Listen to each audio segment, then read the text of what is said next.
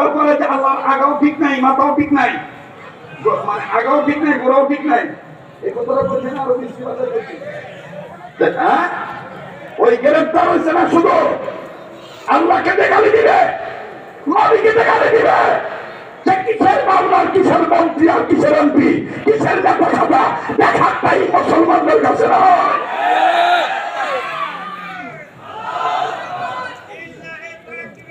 আল্লাহু আকবার। ভাই আমার কথা করবেন দেন, রাগ করতেছেন ভাই? হয়তো বা কর্তৃপক্ষ করবার পরে হুজুর রান্না বোয়া ধুমবা, হুজুর খালি বিপদ করতেছে। এটা কি বলতো না বাবা? এটা ইমানি দায়িত্ব।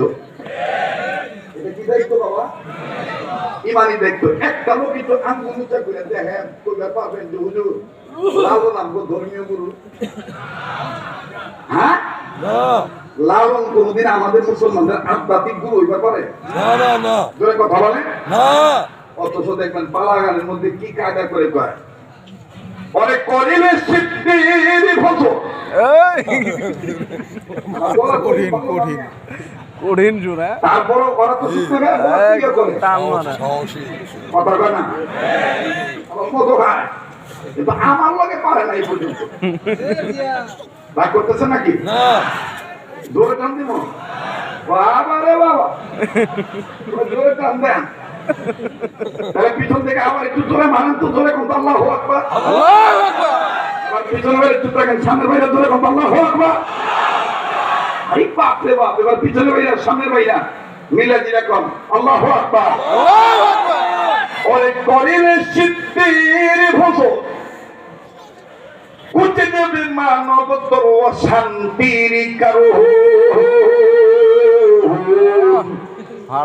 বইলাছেন গুরু মর সাইজি লালন খাইলে সিদ্ধি, বাড়িবে বুদ্ধি খাইলে সিদ্ধি, বাড়িবে বুদ্ধি। বইলাছেন গুরু সাইজি কবুল কর মাওলালি, কবুল কর মাওলালি। আবার তুই বসে দেখবেন কায়দা করে কাঁদা খায় জিকির আল্লাহ তাবাক দিয়ে মানুষের নামে জিকির করে। তুমি আজবা বলাই নেরা লানা তাঙ্গা বাংলাম বাংলা জাঙ্গা গালা লানা আইলা লা বাবা বাবা গোরা কথা আছে না? আচ্ছা, আজকে আমার ভালো জমে গেছে, বাসিটা অনেকদিন পড়াইছে তো, চাচারা দাদারা কাকারা ভাইরা সব পাগল হয়ে জায়গাতে নেই, ঠিক না? আবার একটু জোরে কোন আল্লাহু আকবার, জোরে কোন আল্লাহু আকবার। যে বাউলের তরিকায় আল্লাহর আইন নাই, যে বাউলের তরিকায় রাসূলের সুন্নাত নাই, আল্লাহর হুকুম পর্দার বিধান মান্য করা, এটা বাউল নাই, এটা ফাউল। কথা বলেন ঠিক কিনা? এটা কি ফাউল? ফাউল এটা কি ফাউল? ইবলিসের আস্তানা। এই জন্য আমরা ওইরকম হিংস্র ভাবে বলবো না যে বাউলদের আস্তানা ভাঙিয়ে দাও, জ্বালিয়ে দাও, পুরো এবার বলবো না। আমরা বলবো বাউলদের ফাউলগিরি বাংলাদেশে চলবো না, চলবো না, চলতে দেওয়া হবে না, হবে না। কারণ এখন আবার টার্গেট নিতে কোন মুসলমান খালি একটু জঙ্গি হিংস্র স্লোগান দেয়, পরে ওরাই কিন্তু গুলি করে মারবো, ওরাই মাইন্ডে পিতার মধ্যে নিয়ে ওরা মনে করে ওরা দিকে মারবো, আমাকে বিরুদ্ধে করবো যে এই হুজুরি মারছে। এদিকে কথাবার্তার মধ্যে সাবধানতা আনতে হবে, কথা বল ঠিক কিনা? সোনার বাংলায়, সবুজ বাংলায়, ডিজিটাল বাংলায়, আমার বাংলায়, আপনার বাংলায়, সাধারণ বাংলায়, ওলামায়ে কেরামের বাংলায় আমার বন্ধুগণ বাউলদের ফাউল গান চলবে না, চলতে দেওয়া হবে না। কথা বলেন ঠিক কিনা? পারবেন স্লোগান দিতে? আমার আপনার বাংলায় বাউলদের ফালতু গান চলবে না, বাউলদের ফালতু গান চলবে না, বাউলদের ধর্মের বিরোধিতা, বাউলদের ইসলামের বিরোধিতা। বাউলরা যদি ইসলামের বিরোধিতা করে সেই বাউলকে চলতে দেওয়া হবে না, ঠিক না বলেন? আল্লাহ আমাদেরকে সহিবুল দান করেন। আবার বলেন আমি। রশিদ আহমদ গঙ্গুই রহমতুল্লাহ কথাটা বলতেছিলাম, মনে আছে? 5-7 জন ছাগলের নিচে নিয়ে এ মনে করেন যে এক জায়গায় যাবে, সফর করবে, মাঝখানে একজন আলেমের বাড়ি হয়েছে।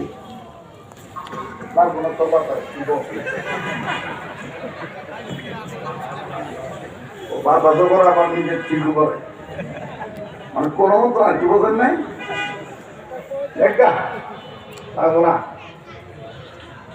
আমার।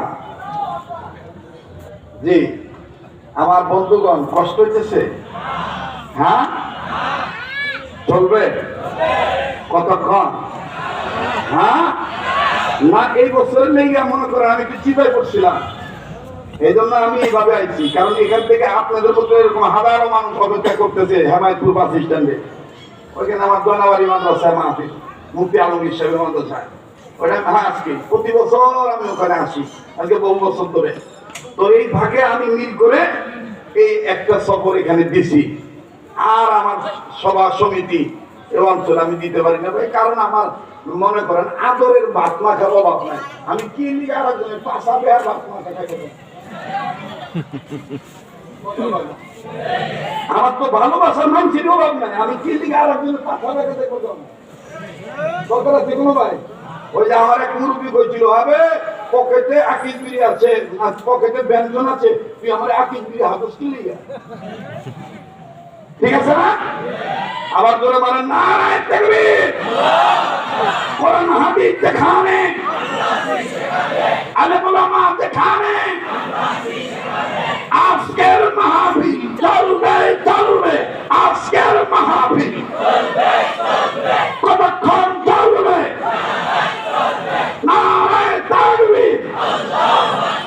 আমার ভাইরা, আমার বন্ধুগণ, রশিদ আহমদ গঙ্গোহী রহমাতুল্লাহি আলাইহি 5-7 জন ছাগলদেরকে নিয়ে নিজের সফর করার জন্য বেরিয়ে পড়লেন। প্রতিমধ্যে আমার বন্ধুগণ একজন ছাগলের বাড়িতে উঠলেন, কিন্তু বাগান ছাগলের বাড়িতে যাওয়ার পরে সাগরত ছিল আলেম। আমার বন্ধুগণ ছাত্র যিনি, তিনিও ছিলেন আলেম, পীর আলেম, মুরিদ আলেম। আমার বন্ধুগণ খুব খেয়াল করে কথাগুলি শোনা চাই। আল্লাহর ওলি রশিদ আহমদ গঙ্গোহী রহমাতুল্লাহি আলাইহি, আল্লাহু আকবার, আল্লাহু আকবার। রশিদ আহমদ গঙ্গোহী রহমাতুল্লাহি আলাইহি এই ছাগলের বাড়িতে যখন উপস্থিত হলেন, উপস্থিত হওয়ার পর ছাগলের ডাক দিয়ে বললেন, ওগো আল্লাহর ওলি, আল্লাহর ওলি অনুমতি যদি দিতেন আমি বাজার করে নিয়ে আসতাম, আপনাকে মেহমানদারি করাইতাম। সাভারের ভাইরা, দেওগাঁও এলাকার বন্ধুরা একটু খেয়াল করে কথাগুলি শোনা চাই, কেউ কারো দিকে তাকাইবেন না বাজান। জীবনে শেষবার মনে করে বয়ান করছি।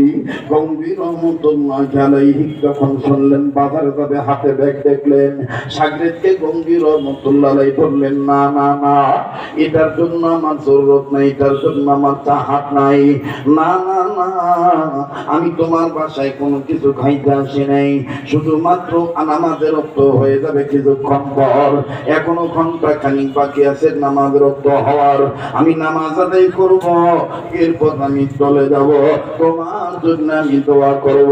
তবে মনে রেখো সাগরে, কোনো এলাকায় যদি হক্কানি আলেম আসে, আল্লাহওয়ালা আলেম আসে, বুঝেনি ওই হক্কানি আলেম আসো, এলাকার মানুষ দাওয়াত দেখ আর না দেও, যেই এলাকায় হক্কানি আলেমের পা পড়বে, আল্লাহ রাজি খুঁজিতেই হক্কানি আলেম সেই এলাকায় যায়। আওয়াজ দিয়ে বলেন না সুবহানাল্লাহ। এ বাবাজি, এইবার রশিদ আহমদ গঙ্গোহী রহমাতুল্লাহি আলাইহি তিনি যখন ডাক দিয়ে বললেন, না না, আমার তোমার বাজার করা লাগবে না, তাইলে হুজুর কি খেদমত করব? গঙ্গোহী রহমাতুল্লাহি আলাইহি ডাক দিয়ে বললেন, আল্লাহর বান্দা, তুমি আমাকে এক বদনা পানি এনে দাও, এই এক বদনা পানি দ্বারা আমি ওযু করব, ওযু করে নিজে তৈয়ার হয়ে যাও। লক্ষ্য করবেন বাবা, আল্লাহর বান্দা আলেম মানুষ বাড়িওয়ালা বিশ্বাসকেও পানি এনে দিলেন। আমি শুধু বুঝাইতে চাই এই কোরআনকে সম্মান করলে নিজের সম্মান বেড়ে যায়। দেখেন বাজান কেমন বেড়ে যায়। আবারও সম্মান করলে নিজেরও সম্মানী হওয়া লাগে। আমার বন্ধুগণ, কবরে গেলে মুসলমান হয়েও মুসলমান ধর্মের পরিচয় থাকলে বাজান কবরে আযাব থেকে মাপ পাওয়া যায় না। আল্লাহর নবীর রশিদ আহমদ গঙ্গুহি রাহমাতুল্লাহ, তুমি কি বাজারে আটাইতেছো? হ্যাঁ, তোমার মাইকের কেন বড় কথা মাইক নিয়ে কত বছর ধরে মাইক চালাও? আমি তো বললাম যে এত বছর নিয়ে আইছো, জাহানের লেগে নিয়ে আইছো, কিছু বোঝা যায় মাইকে পান দিয়ে কেন কেন করে। ওযু করো না, গোসল করো না, খালি মাইক চালানোর দাম দায়িত্ব। আমি বারবার বললাম যে টনটা চিকন করো, পাঁচটা মোটা করো, ভলিউমটা বাড়াও, হালকা রিভাব থাকলে হালকা রিভাব দাও। আমার কথা বুঝে না, কখন এরকম করে বলবো না। এখন সাউন্ড কি ঠিক হইতেছে না? মুসলমান ভাইরা, আমার বন্ধুগণ, আমার ভাইরা, রশিদ আহমদ গঙ্গুহি রাহমাতুল্লাহি আলাইহি আস্তে করে ডাক দিয়ে বললেন, তুমি আমার এক লোটা পানি এনে দাও, এক বদনা পানি এনে দাও। হলো বাবা, ওই তৎকালীন সময়ের বদনা পাওয়া যেত মাটির বদনা। আগের যুগের দাদা দাদি নানা নানিরা মাটির বদনা ব্যবহার করতো, কথা কম ঠিক কিনা? মাটির বদনা, কাঁসার বদনা চলতো বাবা। এরপরে না কিছুদিন ধরে প্লাস্টিকের বদনা পাওয়া যায়, সিলভারের বদনা পাওয়া যায়। কিন্তু আগের যুগের বাবারা, দাদারা, নানারা, খালারা, ফুপুরা, মামিরা, চাচিরা, প্রবীণ মুরব্বীরা, আমার বন্ধুগণ মাটির বদনা ব্যবহার করত, কাঁসার বদনা ব্যবহার করত। এই মাটির বদনা দ্বারা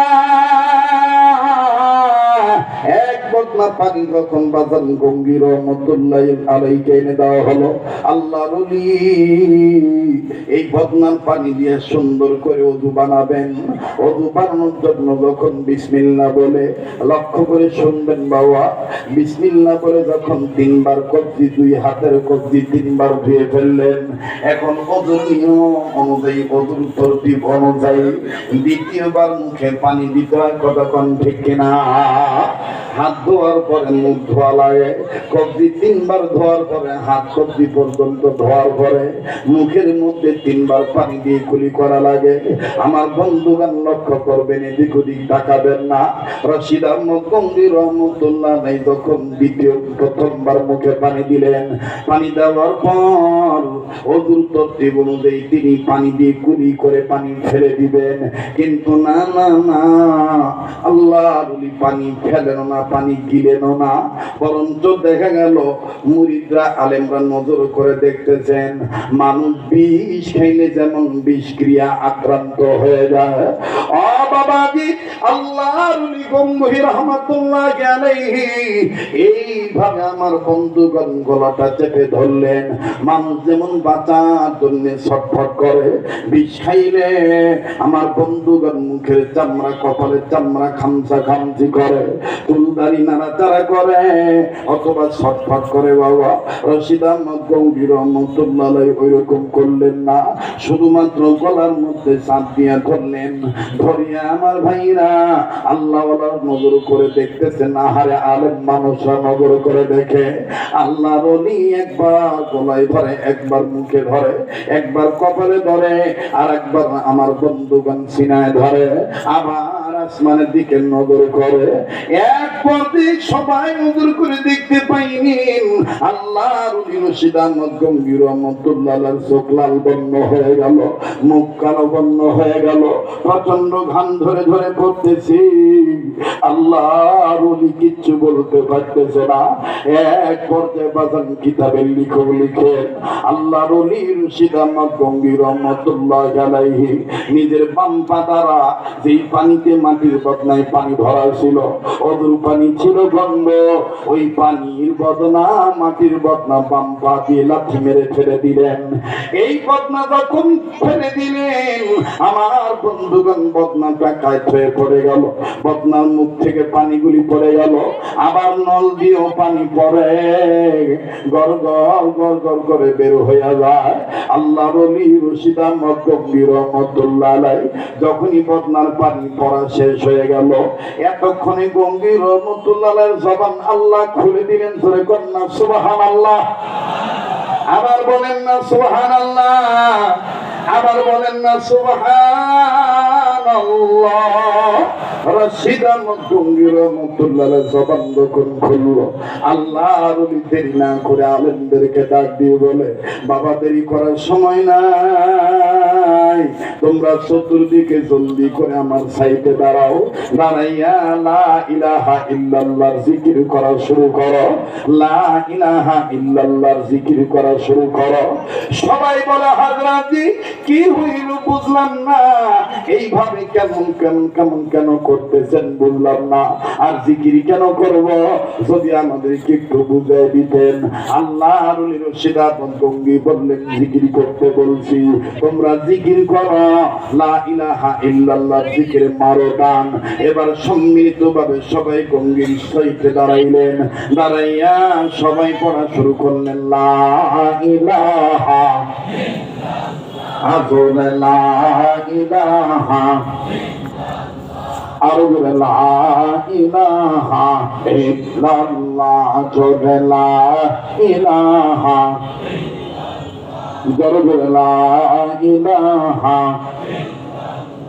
লা ইলাহা ইল্লাল্লাহু, লা ইলাহা ইল্লাল্লাহ, লা ইলাহা,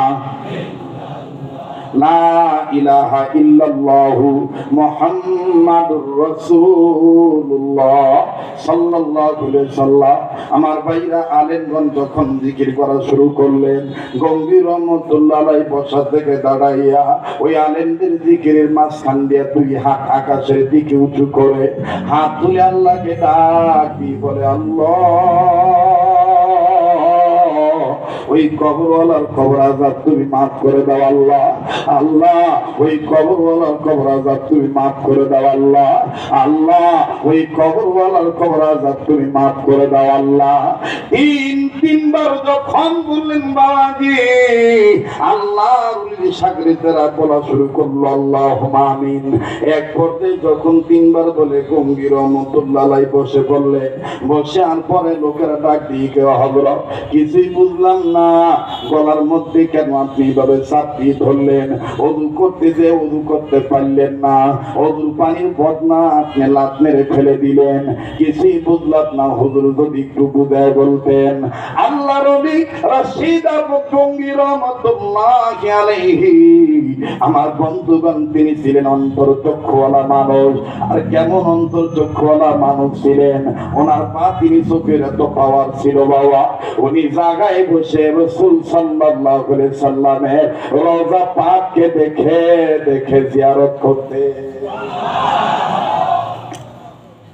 হক্কানি বুজুর্গ মাহের আলেম যত আলেম ছিলেন, তার মধ্যে কিতাবের মধ্যে পাওয়া যায় আনোয়ার শাহ কাশমী রহমতুল্লাহ আলাইহি একজন, রশিদ আহমদ গঙ্গি রহমতুল্লাহ আলাইহি একজন, ইমাম আজম আবু হানিফা রহমতুল্লাহ আলাইহি একজন। এরকম যদি খালি নাম বলতে থাকি অনেক নাম বলা যাবে, লম্বা করবার কষ্ট হচ্ছে নাকি? ডাক দিয়ে বলতেছেন, হযরত কিছুই বুঝলাম না, আপনি পানির বদনা ফেলে দিলেন মানে, আর কেন আপনি ওযু করলেন না? এবার বললেন, পরে বলছে আবার বদনা ভরে পানি আনো, আবার মাটির বদনা ভরে পানি এনে দেওয়া হলো। আল্লাহর ওলি রশিদ আহমদ গঙ্গি রহমাতুল্লাহি আলাইহি এবার এই পানি, আমার বন্ধুগণ, পানি তার ওযু সারলেন, এখন আর কোনো সমস্যা নাই, মুশকিল নাই। আল্লাহর ওলি ওযু শেষ হয়ে যাওয়ার পরে বদনার মধ্যে নজর দিয়া বারবার দেখে, কি জানি দেখে মুসকি মুসকি হাসে, প্রথম দেখে কান্দে, দ্বিতীয়বার দেখে হাসে। বাবাজি ওই মাটির বদনায়, কাঁসার বদনায়, এমনকি সিলভারের বদনায়, প্লাস্টিকের বদনায়, নাও দেখতে পারেন। বাইরা পানির মধ্যে কিন্তু তাকাইলে নিজের ছায়া দেখা যায়। কথা বলেন ঠিক না বেঠি? আয়নার মতন বাজানদের ছায়া দেখা যায়। আল্লাহর ওলি রশিদ আহমদ গঙ্গোহী রাহমাতুল্লাহি আলাইহি এই বদনার পানির মধ্যে নজর দিয়ে দেখে সুবহানাল্লাহ সুবহানাল্লাহ, একই বদনার মধ্যে একটা মানুষের কবর, তাও দুইটা কবর। একজনের কবর